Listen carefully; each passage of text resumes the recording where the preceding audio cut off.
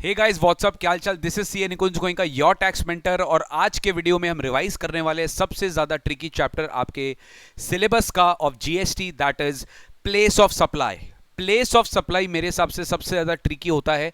Generally students को वो learn करना पड़ता है, एक तरह का बर्डन होता है कि सर इतने सारे रूल्स है, इतने सारे सेक्शंस है, इतने सारे सर्विसेज है, किस तरीके से हम रिवाइज करें। प्लीज़ हमें इसका एक रिविजन वीडियो बना कर दीजिए ताकि प्लेस ऑफ सप्लाई एक बार में हमें पूरा समझ में आ जाए। और प्लेस ऑफ सप्लाई को समझने के लिए क्या बेसिक प्रिंसिपल्स रिक्वायरमेंट है वो इस वीडियो में मैं आपको पढ़ाने वाला हूँ। Although it's a revision, but revision भी ऐसा होगा कि रिविजन बहुत ज़्यादा इफेक्टिव होगा। खाली ऐसा नहीं कि फटाफट प्रोविजंस बता दिया और बस चला गया, ऐसा नहीं होगा।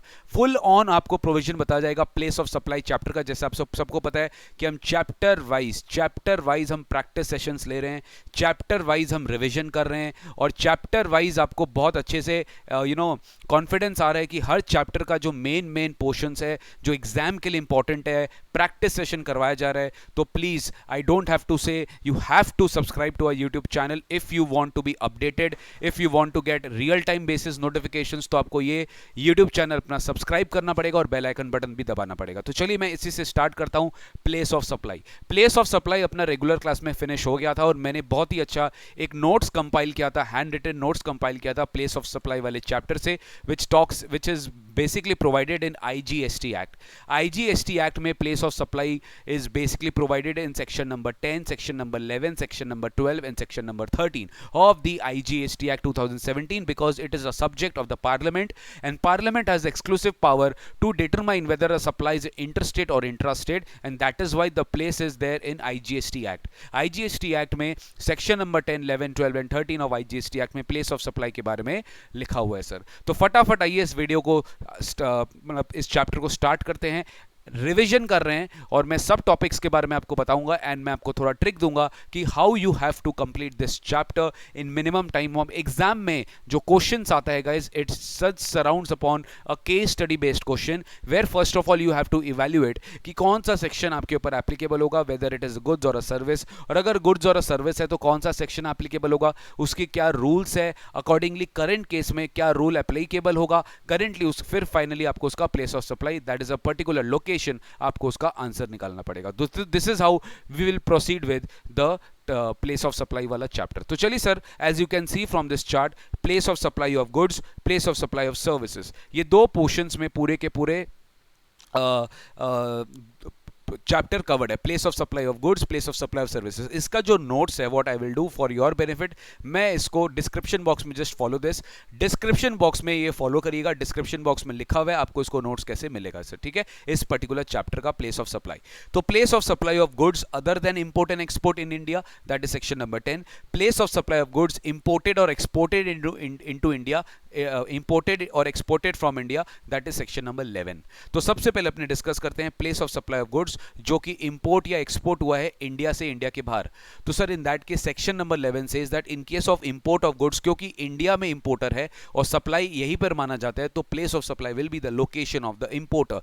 But in case of export of goods, क्योंकि इंडिया के बाहर रेसिपिएंट है, सप्लायर इंडिया के बाहर है और रेसिपिएंट इंडिया के बाहर है, तो place of supply will B also a location outside India. Place outside India will be the place of supply in case of import of goods and export of goods. मैंने section 11 आपको revise करवा दिया। अब अपने आते हैं section number 10 में। Section number 10 में दो सबसेक्शन है of IGST act. Section number 10 subsection 1 talks about general cases of place of supply, and section number 10 subsection 2 says that अगर place of supply can not be determined as per section 10 subsection 1, then you have to apply IGST rules. अगर section 10 subsection 1 आप apply नहीं कर पा रहे हो तो 10 subsection 2 will ask us to follow the prescribed rules of IGST, but अभी तक गवर्नमेंट ने फाइनली इसको यूज नहीं किया, बिकॉज अभी तक जितने भी सिचुएशंस है सब सेक्शन 10 में कवर हो जाते हैं। आई मीन सब सेक्शन 10(1) में कवर हो जाते हैं, 10(2) का रिक्वायर्ड नहीं होता, ठीक है, तो 10(2) का रिक्वायर्ड नहीं होता। तो चलिए sir, section number 10 sub section 1 में 5 क्लॉजेज है, 10(1)A,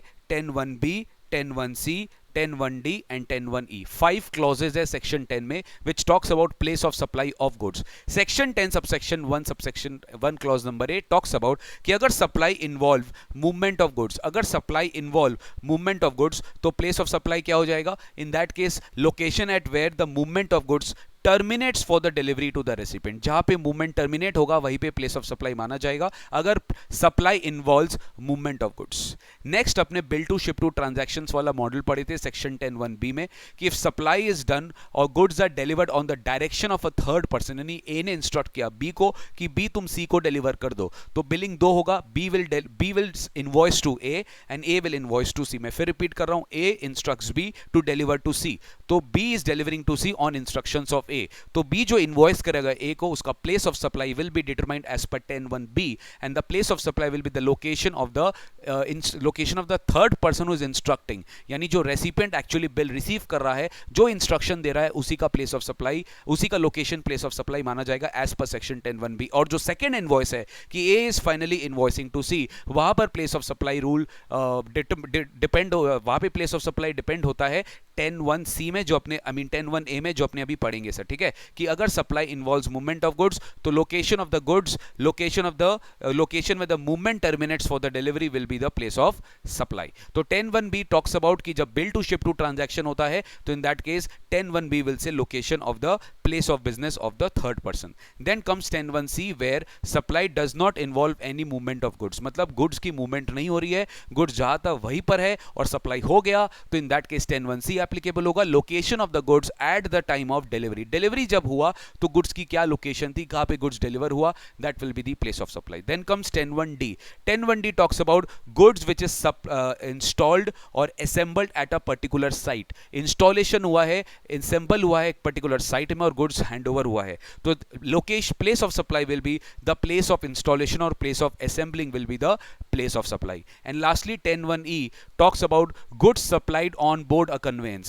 10(1)(e) talks about goods supplied on board a conveyance. तो in that case जब goods on board supply किया जाता है, जब इस इंडियन रेलवेज ने या कोई फ्लाइट या जहां पे भी ऑन बोर्ड सप्लाई किया जा रहा है, कन्वेंस में सप्लाई किया जा रहा है, तो place of supply will be location at which the goods are taken over on board, जहां से गुड्स लिया गया, ऑन बोर्ड लिया गया, that will be considered to be the place of supply. तो गाइज ये सारे सेक्शंस थे 10(1)(a) से लेकर 10(1)(e) तक, और यहां पर हम लोग सेक्शन 11 भी पढ़ चुके, location of importer in case of import और एक्सपोर्ट के केस में to a place outside India. So this is a very small summary of section 10 and section 11 of IGST act, जो एग्जाम्स में आपके बहुत ज्यादा इंपॉर्टेंट है। और अभी मैं स्टार्ट करूंगा place of supply of services which is about section number 12 and section number 13।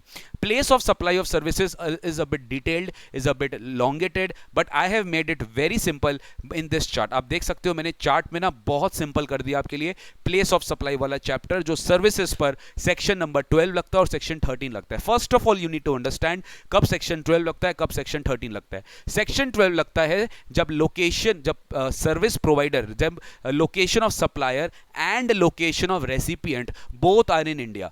अगर सर्विस प्रोवाइडर और सर्विस रेसिपिएंट दोनों इंडिया में है तो लग जाएगा section number 12।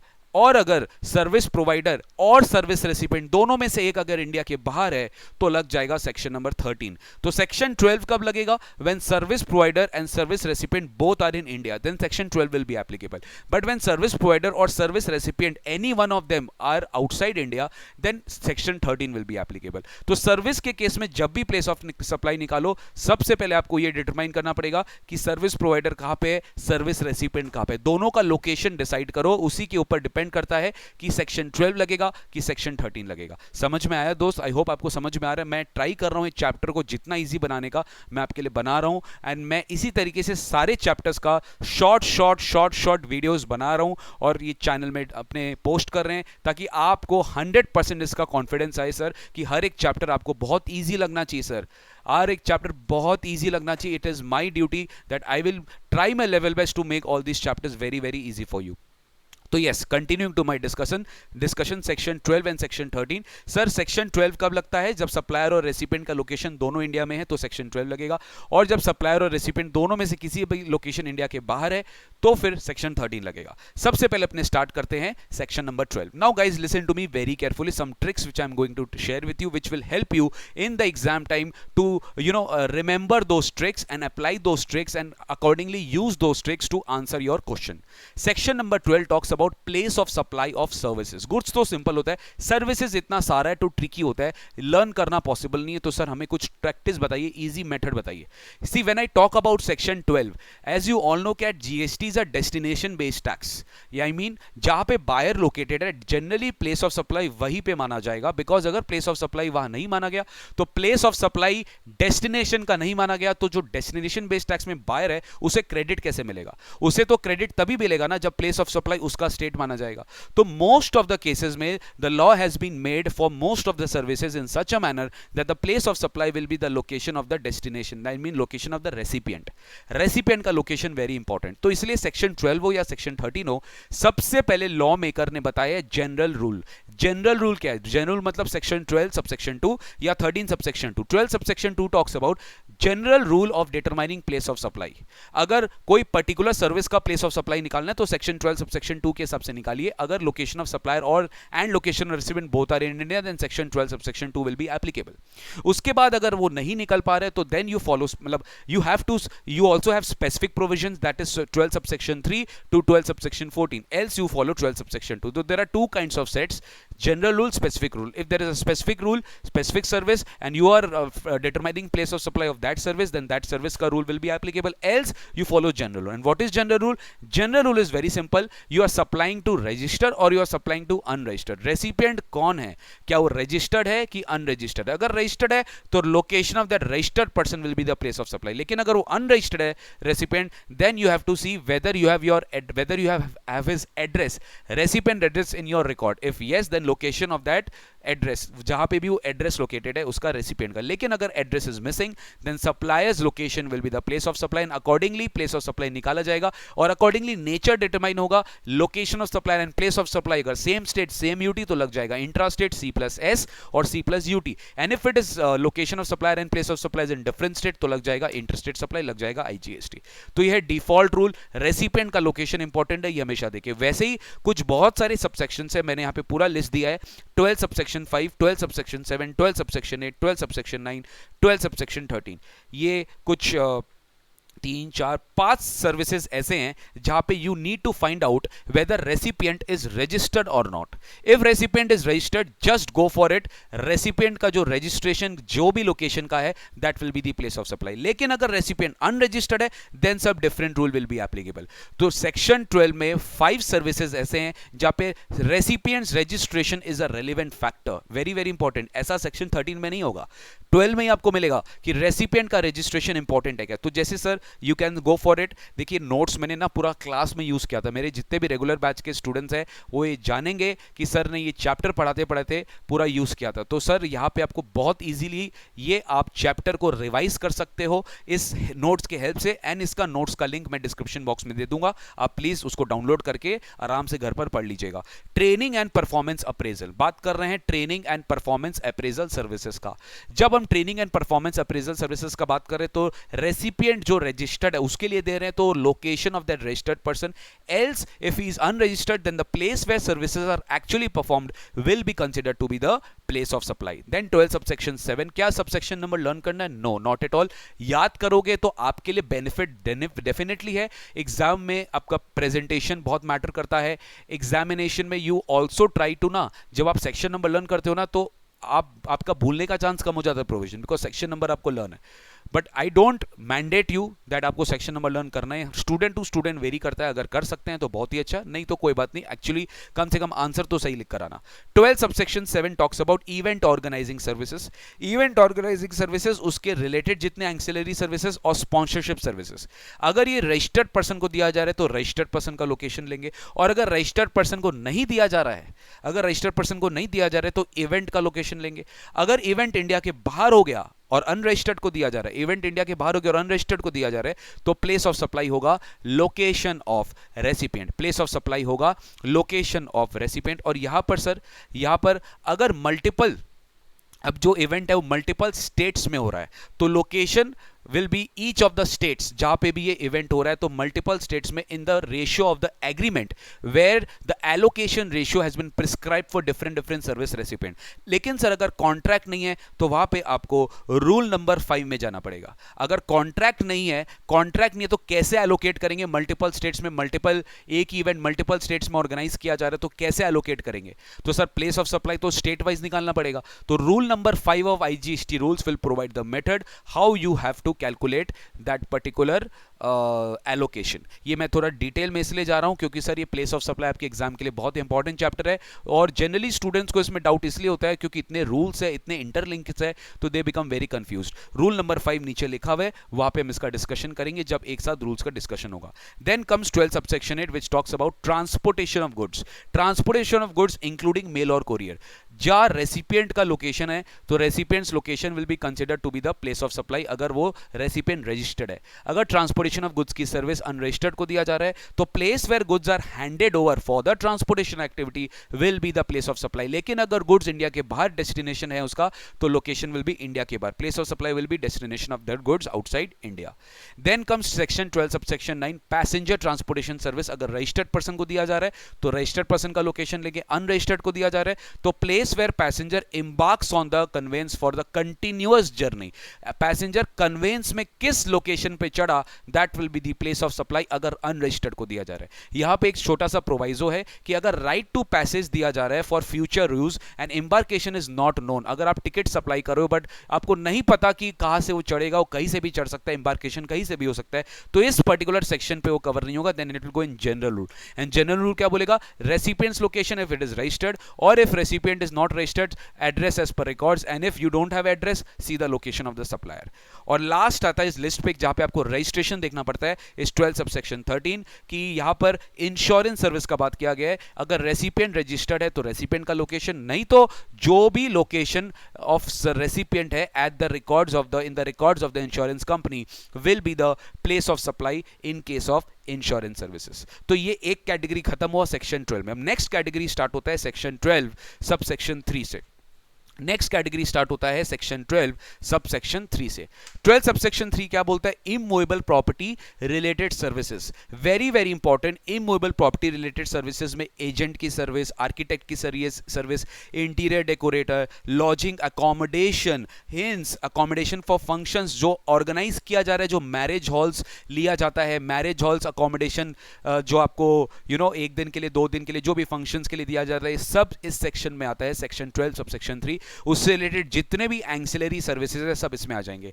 The place of supply is very simple, चाहे आप रजिस्टर्ड पर्सन को दो चाहे आप अनरजिस्टर्ड पर्सन को दो, it is location of the immovable property. Location of immovable property will be the place of supply. अगर location is outside India then location of recipient will be considered to be place of supply. और अगर again same चीज अगर immovable property वाली service multiple states में दी जा रही है तो इंडिविजुअल स्टेट्स में जितना वैल्यू चार्ज किया जा रहा है as per the contract will be the place of supply. लेकिन यहां पे भी अगर कॉन्ट्रैक्ट नहीं है तो रूल 4 अप्लाई करेंगे आप। Rule 4 of the IGST rules, अगर सप्लाई डिफरेंट स्टेट या डिफरेंट यूटीज में एट्रीब्यूटेबल है तो वहां पे रेशियो लिखा रहेगा। रूल 4 जब अपने पढ़ेंगे आपको समझा दिया जाएगा कि रूल 4 में 12 सबसेक्शन 3 लगता है, वहां पे इमूवेबल प्रॉपर्टी रिलेटेड सर्विसेज अगर आपको सप्लाई की जा रही है मोर देन 1 स्टेट से, तो in that case each of the states will be the place of supply. Value क्या लेंगे? As per the contract. But अगर कॉन्ट्रैक्ट नहीं प्रिस्क्राइब करता तो रूल 4 उसको प्रिस्क्राइब करेगा। फिर आता है 12 subsection 4 restaurant services, catering services, beauty parlour services, health services, plastic surgery services. तो यहां पर प्लेस ऑफ सप्लाई होगा the location where the services are actually performed. Then comes 12 subsection 6 event admission services. Admission हो रहा है event में, कोई cultural programme में, अम्यूजमेंट पार्क में, और उससे रिलेटेड जितने भी सर्विसेज हैं जो वहां पे दिए जा रहे हैं पार्क्स में या फिर अंदर कोई हॉल में, कोई कॉन्सर्ट, म्यूजिक, जो भी सिनेमा हॉल्स, थिएटर, ये एडमिशन फीस पर जीएसटी लगता है।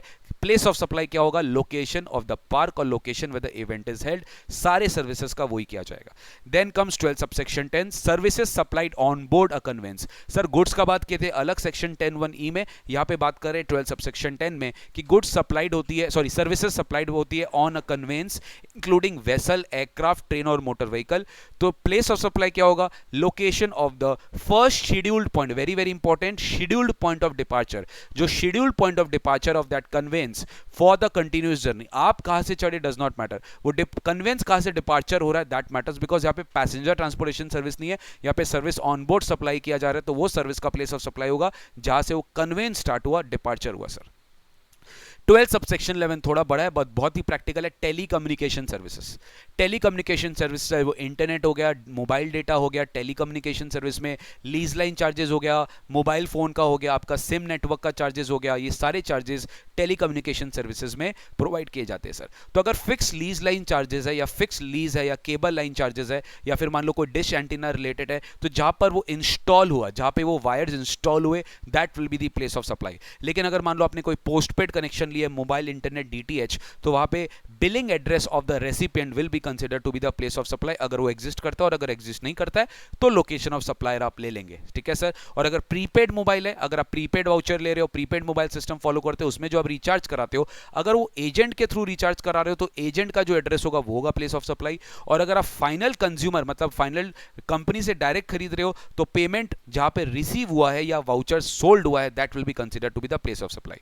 और बाकी केसेस में अगर एड्रेस अवेलेबल है तो लोकेशन ऑफ रेसिपिएंट, अगर नहीं अवेलेबल है तो लोकेशन ऑफ सप्लायर, ये इसमें जनरल रूल एप्लीकेबल हो जाएगा सर, ठीक है। यहां पर भी सर अगर मल्टीपल स्टेट्स में आपका लीज सर्किट्स इंस्टॉल हो गया तो यहां पर भी तो मोर देन वन स्टेट्स आएगा, तो रूल 6 अपने को बोलेगा कि how will you attribute to individual states in the absence of the agreement. वो रूल 6 अपना नीचे लिखा हुआ है, वहां पे आएंगे तो अपने देख लेंगे। नेक्स्ट आता है banking and financial services including stock broking services. Again simple general rule जैसा ही है, रेसिपिएंट का लोकेशन, अगर एड्रेस अवेलेबल है, नहीं तो लोकेशन ऑफ सप्लायर। लास्ट है 12 subsection 14 advertisement services provided to state government या लोकल अथॉरिटी या सेंट्रल गवर्नमेंट।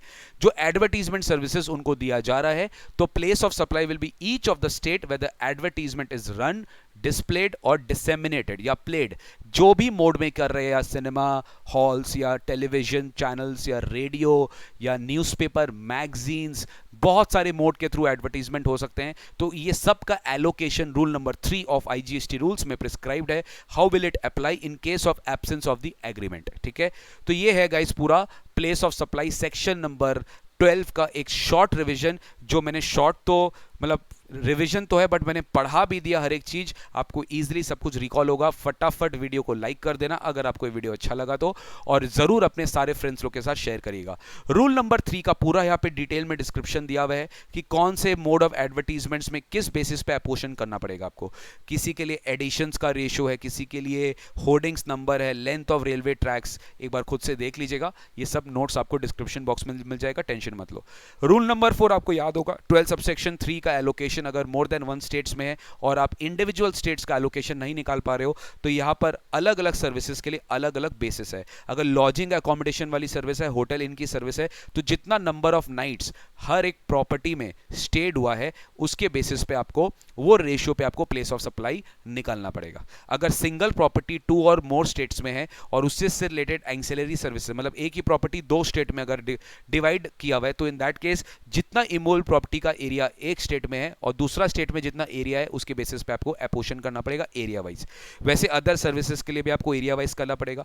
और अगर मान लीजिए होटल बोट में या किसी हाउस बोट में, किसी वेसल में अगर आप अकोमोडेशन सर्विस ले रहे हैं, तो that depends upon the time spend by the boat on the vessel in the each of the states. Her states में कितना टाइम स्पेंड हुआ है उसके बेसिस पे आपको प्लेस ऑफ सप्लाई निकालना पड़ेगा। उसी तरीके से इवेंट ऑर्गेनाइजिंग सर्विसेज में भी 12 सबसेक्शन 7 में हम लोग ने रूल 5 अप्लाई करवाया था, और वहां पर बेसिकली बोला गया कि अगर event more than one place हो रहा है और मोर देन वन स्टेट हो रहा है और कॉन्ट्रैक्ट में लिखा हुआ नहीं है, then you have to derive the place of supply based on GAAP, generally accepted accounting principles. Similarly rule 6 बोलता है टेलीकॉम सर्विसेज के लिए सेक्शन 12 सबसेक्शन 11 में कि अगर lease circuit more than one states में इंस्टॉल हो रहा है और एक कंसोलिडेटेड अमाउंट चार्ज हुआ और प्लेस ऑफ सप्लाई इंडिविजुअल नहीं निकाल पा रहे because of absence of the contract, तो फिर यहाँ पे नंबर ऑफ पॉइंट्स जो ईच स्टेट में लाइड है उसके रेशियो के हिसाब से आपको प्लेस ऑफ सप्लाई निकालना पड़ेगा। अब यहाँ पे पॉइंट मतलब क्या हो, लीज लाइन का एक स्टार्टिंग पॉइंट होता है, एक एंड पॉइंट होता है, तो this starting point and end point will be considered to be 2 points. और अगर मान लीजिए किसी इंटरमीडिएट पॉइंट के थ्रू क्रॉस करता है तो उस इंटरमीडिएट पॉइंट को भी 1 पॉइंट बोलते हैं। सपोज एक स्टेट में, एक कलकत्ता में एक मान लो एक पॉइंट है, कलकत्ता से एक पॉइंट स्टार्ट होके मान लो खड़गपुर तक वो एक पॉइंट गया तो 2 पॉइंट, और बीच में मान लो इंटरमीडिएट कोई मेजर स्टेशन भी है जहां पे मान लो वो कवर किया है, तो 3 पॉइंट्स हो जाएंगे उसको। तो इंटरमीडिएट को भी 1 पॉइंट बोलेंगे, अगर वहां पे उस पॉइंट का बेनिफिट उस जगह पर मिल रहा है तो उसको 3 पॉइंट बोलेंगे। सर इतना डिटेल में इतना इंपॉर्टेंट नहीं है एग्जाम्स में, but because it's a final exam I think it is very very important सारे स्टूडेंट्स के लिए, ठीक है। जो इंटरमीडिएट में एग्जाम दे रहे हैं उनके लिए इतना रेलिवेंट नहीं, इतना जो रूल्स मैं बोल रहा हूं, बट येस बाद बाकी जितना डिस्कशन हो रहा है वो आपके लिए भी रेलिवेंट है सर। देन सेक्शन, फिर ये सर और भी रूल्स है, ये रूल्स अपने अभी नहीं करेंगे। रूल नंबर 7 ये एक्चुअली बात करेगा सेक्शन 13 से रिलेटेड। उसके लिए सबसे पहले आपको सेक्शन 13 समझा देता हूं। सेक्शन 13, अब सेक्शन 12 खत्म। सेक्शन 13 में बड़ा सिंपल है। सेक्शन 13 स्ट्रेट अवे बोलता है लोकेशन ऑफ सप्लायर और लोकेशन ऑफ रेसिपिएंट दोनों में से अगर एक इंडिया के बाहर है तो आप लगाओगे सेक्शन नंबर 13। और सेक्शन 13 में ऐसा बिल्कुल भी नहीं है कि रेसिपिएंट का लोकेशन चेक करो, आई मीन रेसिपिएंट का रजिस्ट्रेशन चेक करो। No, you don't have to check anyone's registration, you just need to determine the place of supply एक सिंगल रूल के हिसाब से। तो स्टार्ट होता है सेम यहां पर भी 13 सबसेक्शन 2 है जनरल, 13 सबसेक्शन 3 से 13 सबसेक्शन 3 से 13 सबसेक्शन 13 है, वहां पे स्पेसिफिक प्रोविजंस लिखे हैं। अगर स्पेसिफिक एप्लीकेबल है तो स्पेसिफिक एप्लीकेबल करिए, वरना आपके ऊपर डिफॉल्ट रूल एप्लीकेबल होगा। डिफॉल्ट रूल बोलता है location of recipient that is the place of supply, लेकिन अगर लोकेशन ऑफ रेसिपिएंट अवेलेबल नहीं है तो प्लेस ऑफ सप्लाई हो जाएगा location of supplier, that is 13 subsection 2।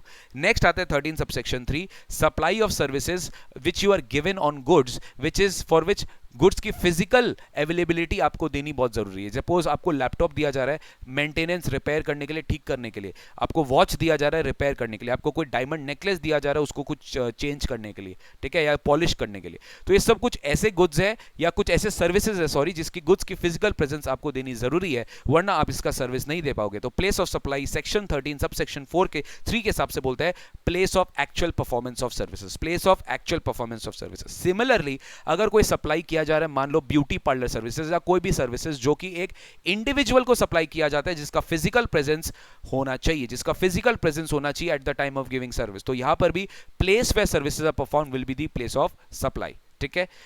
इसके कुछ एक्सेप्शंस है very very important. Suppose electronic means में आपको सर्विस दिया जा रहा है, मान लो सप्लायर इंडिया के बाहर है, रेसिपिएंट इंडिया में, और रिमोट में लेके मान लो टीम व्यूअर में लेके या एनी डेस्क लेके वो सर्विस दे रहा है आपको, तो location of the goods at the time of giving service will be considered to be the place of supply, अगर रिमोट लोकेशन से दे रहा है, इलेक्ट्रॉनिक मीन से दे रहा है। और वही अगर सेकेंड एक्सेप्शन है, अगर गुड्स आप इंडिया में टेम्पोररीली इंपोर्ट की हो for the purpose of providing service of repair और treatment other than any other use in India, और फिर आप उसको एक्सपोर्ट कर दे रहे हो immediately without putting any under use in India, तो ये रूल एप्लीकेबल नहीं होगा। तो place of supply section 13 subsection 2 applicable होगा, जो बोलेगा लोकेशन ऑफ रेसिपिएंट, और अगर लोकेशन ऑफ रेसिपिएंट अवेलेबल नहीं है तो हो जाएगा लोकेशन ऑफ सप्लायर। तो याद रखेंगे इंपोर्ट के बाद री एक्सपोर्ट करने पे ये रूल नहीं लगेगा, तब सेक्शन डिफॉल्ट रूल लगेगा, जो कि रेसिपिएंट का लोकेशन बताएगा, रेसिपिएंट तो इंडिया के बाहर होगा, अगर सप्लायर इंडिया में तो रेसिपिएंट इंडिया के बाहर होगा, तो location of place of supply भी इंडिया के बाहर हो जाएगा, उसमें जीएसटी नहीं लगेगा।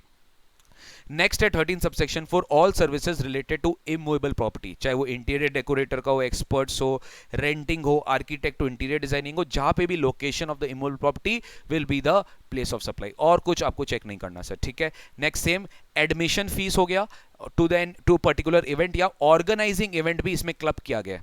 अगर आपको याद होगा 12/7 में आपको इवेंट ऑर्गेनाइजिंग पढ़ाया गया था, ठीक है, और आपको इवेंट ऑर्गेनाइजिंग 12/7 में इवेंट ऑर्गेनाइजिंग पढ़ाया तो एडमिशन फी अलग पढ़ाया गया था, एडमिशन सर्विस अलग पढ़ाया गया। 13 में कंसोलिडेट कर दिया गया इसको कि आप एडमिशन या organising an event including auxiliary services place of supply क्या होगा, जहां पे इवेंट एक्चुअली हुआ है, जहां पे इवेंट एक्चुअली हुआ that will be the place of supply.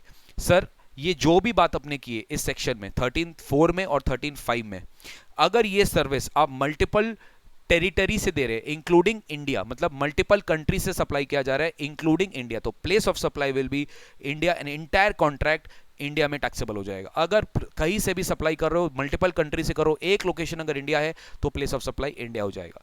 Same चीज अगर ये सारे सर्विसेज, कौन से सर्विसेज 13.3, 13.4, 13.5, 13.3 में क्या पढ़े थे, ये गुड्स वाला सर्विस जो गुड्स पर दिया जाता है, 4 में क्या पढ़े थे, इमूवेबल प्रॉपर्टी, 5 में क्या पढ़े थे, एडमिशन ऑर्गेनाइजिंग वाला सर्विस। ये मल्टीपल सर्विसेज अगर हम लोग मल्टीपल लोकेशन से दे रहे हैं इंक्लूडिंग इंडिया तो इंडिया है, और अगर मल्टीपल स्टेट से दे रहे हैं, ठीक है, मोर देन वन स्टेट, तो each of the state will be the place of supply. और यहां पर भी अगर कॉन्ट्रैक्ट में नहीं लिखा है how will it be allocated, तो you have to apply rule number 7, rule number 8 and rule number 9। Rule number 7, rule number 8 and rule number 9, आपको ये रूल अप्लाई करना पड़ेगा सर। ये रूल्स जनरली फाइनल लेवल के स्टूडेंट्स के लिए applicable है, इंटर लेवल के लिए एप्लीकेबल नहीं है, बट ठीक है, ये वीडियो कॉमन वीडियो है, ये सब लोग देख सकते हैं। अगर आपको रूल एप्लीकेबल नहीं है तो अब रूल वाला बात मत सुना, आप आगे बढ़ा देना वीडियो, ठीक है। Next, banks, NBFCs, financial institution अगर अपने अकाउंट होल्डर्स को सप्लाई करते हैं तो इंटरमीडियरी सर्विस, ठीक है, सॉरी अकाउंट होल्डर्स को सप्लाई करते हैं, location of supplier will be the place of supply is per S 13(8). Similarly intermediary अगर सर्विस दे रहा है, मतलब इंटरमीडियरी मतलब बी ही इज फैसिलिटेटिंग ट्रेड और सप्लाई बिटवीन सप्लायर और रेसिपिएंट, वो इंटरमीडियरी। तो इंटरमीडियरी जो सर्विस दे रहा है उसका जो प्लेस ऑफ सप्लाई होगा that will be location of supplier. और लास्ट में hiring a means of transport up to 1 month, I repeat up to 1 month, ठीक है। यहां पे वेसल्स इंक्लूडेड नहीं है और एयरक्राफ्ट इंक्लूडेड नहीं है, ये दो को हटाकर बाकी जो भी मींस ऑफ ट्रांसपोर्ट है अप टू 1 मंथ हायर किया जा रहा है, place of supply will be location of supplier. लेकिन सर वेसल्स एक्सक्लूड किया, बाद याच इन्होंने इंक्लूड कर दिया, तो यहां पर place of supply, location of supplier इसी हिसाब से निकाला जाएगा। 13 सबसेक्शन 9 टॉक्स अबाउट गुड्स की ट्रांसपोर्टेशन अदर देन मेल और कोरियर, तो दैट विल बी सिंपल, जहां पे भी लोकेशन है, जो भी जहां पे भी गुड्स की डेस्टिनेशन है that will be the place of supply, जहां पे भी गुड्स की डेस्टिनेशन है that will be the place of supply. Passenger transportation service, जहां से पैसेंजर एम्बार्क किया है on the continuous journey, for the continuous journey, that will be the place of supply. On board अगर supply किया जा रहा है सर्विस ऑन कन्वेंस, तो place of supply will be scheduled point of departure, same जो section 12 में पढ़े थे। Very important section 13 subsection 12 talks about OIDAR services, online information database access retrieval services का location of place of supply will be location of recipient. उसमें 7 conditions अगर आपको याद होगा, इसमें से कोई भी 2 कंडीशन अगर फुलफिल हो गया तो will deem that recipient is located in India. क्या था वो 7 कंडीशन? बिलिंग एड्रेस जो रेसिपिएंट ने दिया है वो इंडियन एड्रेस है, पेमेंट कार्ड जो यूज किया है वो इंडिया का बैंक का है, बैंक अकाउंट अगर यूज किया है पेमेंट करते समय तो इंडियन बैंक अकाउंट है, सिम कार्ड जो यूज किया है फोन पर eight the time of receiving services तो वो इंडियन सिम कार्ड है, समझ रहे। आईपी एड्रेस जो लोकेटेड हुआ है वो इंडियन आईपी एड्रेस है। तो इस तरीके से 7 कंडीशन है, उसमें से कोई भी 2 कंडीशन अगर इंडिया है तो डीम टू बी, क्योंकि online information database access retrieval services में it is very difficult to find out कहां से सर्विस, कौन सर्विस दे रहा है, इसका रेसिपिएंट का लोकेशन इंपॉर्टेंट नहीं होता क्योंकि वो फिजिकल प्रेजेंस इंपॉर्टेंट नहीं है। तो सर अगर 2 भी कोई 7 कंडीशंस में कोई भी 2 कंडीशन अगर इंडिया है तो उसका प्लेस ऑफ सप्लाई इंडिया ही मानेंगे, deem to be location of India that is recipient of service. Next आते 13 सबसेक्शन 13 द लास्ट सर्विस, जहां पे गवर्नमेंट ने प्रिस्क्राइब, गवर्नमेंट पावर लिया है कि on the recommendation of GST council government में प्रिस्क्राइब एनी सप्लाई जिसका डबल टैक्सेशन हो रहा है या नहीं हो रहा है कोई टैक्सेशन बिकॉज ऑफ रूल्स और बिकॉज ऑफ दिस सेक्शन, तो गवर्नमेंट विल नोटिफाई दो सर्विसेज जिसका प्लेस ऑफ सप्लाई होगा the effective use of enjoyment of that service. तो सेक्शन 13 सबसेक्शन 13 गवर्नमेंट ने नोटिफाई कर दिया है कि वहां पे भी लोकेशन ऑफ रेसिपिएंट जहां पे उसका इफेक्टिव यूज हो रहा है it will be considered to be the place of supply subject to fulfilment of condition. तो गाइज ऑलरेडी इसमें सर्विस नोटिफाई हो चुकी है, जैसे फार्मास्यूटिकल सेक्टर से रिलेटेड कोई सर्विसेज अगर कोई पर्सन जो इंडिया में है टू अ पर्सन जो इंडिया के बाहर, R&D services research and development होती है फार्मास्यूटिकल सेक्टर से रिलेटेड जो इंडिया से प्रोवाइड किया जा रहा है to a person outside India, तो यहाँ पे इफेक्टिव यूज इंडिया के बाहर है तो यहाँ पे प्लेस ऑफ सप्लाई भी इंडिया के बाहर ही माना जाएगा वरना वो डबल टैक्सेशन हो जाएगा। उसी तरीके से रिपेयर एंड मेंटेनेंस सर्विसेज जिसको अपने बोलते हैं MRO services, maintenance repair overall services, जो कि एयरक्राफ्ट के लिए किया जा रहा है तो उसका प्लेस ऑफ सप्लाई भी लोकेशन ऑफ रेसिपिएंट होगा। और सिमिलरली अभी लेटेस्ट अमेंडमेंट है, सेम चीज इन्होंने वेसल्स और शिप्स के लिए भी एप्लीकेबल कर दिया है। अगेन सेक्शन 13 सब सेक्शन 13 इसको नोटिफाई किया है जिसका repair and maintenance service section 13 sub section 13 में गिरेगा और इसका place of supply will be the location of the recipient guys, ठीक है। So this is all what I wanted to teach you on place of supply, although I tried to make my video very crisp but I can't just teach on without giving supportive explanation, examples, backing rules. This was just a revision class. Regular class में हमें 4 से 5 class में इसको पूरा cover करते हैं and it is very simple. So guys this is all about place of supply. I hope you like the video और अगर आपको वीडियो अच्छा लगा तो please do share with your friends जिनको जेन्युइनली नीड है इस सिचुएशन में जब पे online teaching has become a very मतलब प्रिवेलेंट इन इंडिया। तो I am not against it but I am for it, but you should be informed कि आपको जो भी वीडियोस बनाया जा रहा है आपके लिए that should be reaching up to you. तो उसके लिए आपको चैनल को सब्सक्राइब करना पड़ेगा, बेल आइकन बटन दबाना पड़ेगा, बिकॉज और भी बहुत सारे chapter wise videos, practice sessions हमारे चैनल में होता है। अगर आपको इसी तरीके से बेनिफिट चाहिए तो फटाफट चैनल को सब्सक्राइब कर लीजिए और बेल आइकन बटन दबा दीजिए। Also follow the Telegram channel. Thank you so much, take care, God bless you, see you very soon in the next session. Till then, stay home, stay safe, bye bye.